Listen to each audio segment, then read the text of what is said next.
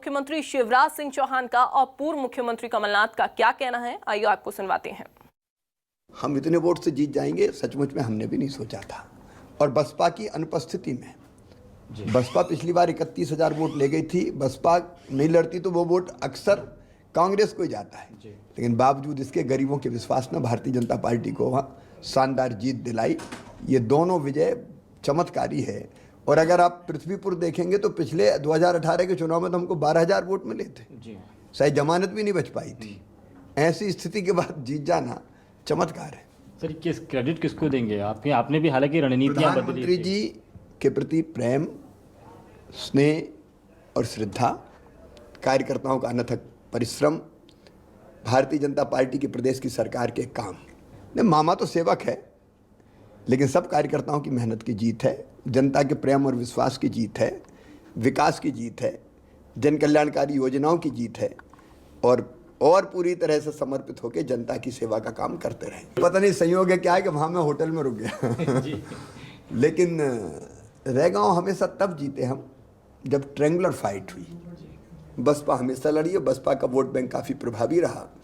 आप देखेंगे पिछले 6 बार के लोकसभा चुनाव में भी, अगर आप देखेंगे तो लोकसभा के चुनाव में भी भारतीय जनता पार्टी का प्रदर्शन रैगांव में अच्छा नहीं रहा। विधानसभा में केवल बसपा की उपस्थिति के कारण अच्छा रहता था, तो एक बड़ा कारण वो है, लेकिन बाकी कारणों के भी तह में हम जाएंगे। सबसे पहले तो मैं मतदाताओं को धन्यवाद देना चाहता हूं जिन्होंने कांग्रेस के लिए वोट किया है।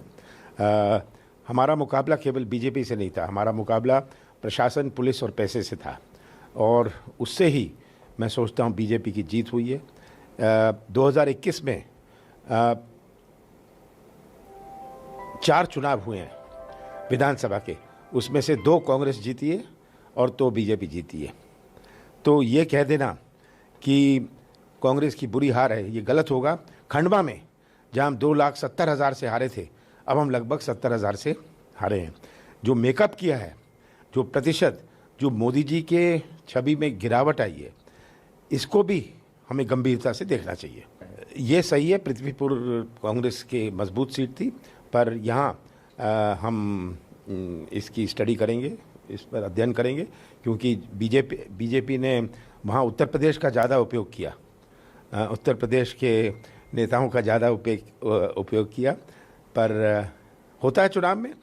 और जहाँ तक जोबट की बात है, कई आदिवासी क्षेत्रों में बीजेपी ने उन्हें प्रभावित किया। किस चीज़ से किया मैंने कह दिया, पर हमें ऐसे निराश होने की कोई आवश्यकता नहीं है। मुझे कोई निराशा नहीं है। सर, आप जीते हैं 31 साल बाद कांग्रेस के खाते में आई।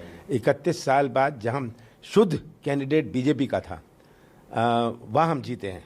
वो एक इतिहास बनाया और अच्छी वोटों से जीते हैं, तो ये पूरे विंध्य को प्रभावित करेगा। सर, आगे इसमें क्या प्रभाव है? अगर ओवरऑल देखा था तो 4 में से 1 और 3। देखिए, उपचुनाव में पूरी पुलिस, प्रशासन, पैसा, मंत्री, सबका प्रभाव होता है, सबका दबाव होता है। ये आम चुनाव में नहीं होता, ये आम चुनाव में संभव नहीं है। और इस चुनाव के परिणाम से मुझे इस बात का कॉन्फिडेंस है कि 2023 के विधानसभा चुनाव में कांग्रेस की बड़ी भारी जीत होने वाली है।